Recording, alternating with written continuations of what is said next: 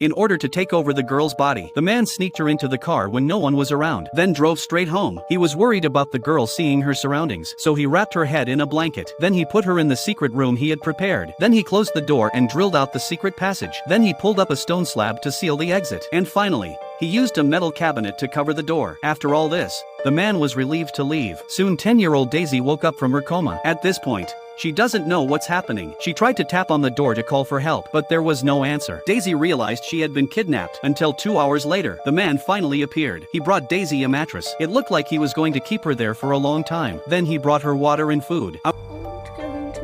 The man didn't pay any attention. He just closed the door and left. Soon the news of Daisy's disappearance hit the news. Her mother was in tears all day, but the police searched the town and found no sign of Daisy. Luckily, there was a little girl who saw what happened. They found the man's house using the license plate she gave them, but all they found in the car was a bunch of junk. There were no other clues. When the police entered the house to search, inadvertently stepped on the wooden plank at the entrance of the secret room. The man became nervous, but the policeman didn't notice anything unusual. They thought the little girl was mistaken, so they hastily withdrew. The man's heart finally dropped. In order to bring the two of them closer together, he read Daisy a bedtime story every night and brought her strawberry biscuits. 183 days passed. Daisy got used to being alone. She used to read to her clothes. She imagined she was still in class, but she never gave up on the idea of leaving. She wrote a letter to her mother. She wanted this man to send it back for her, but the man turned around and tore the letter to pieces. That day the man brought her breakfast. Daisy plucked up her courage and asked tentatively, Am I gonna have to stay here?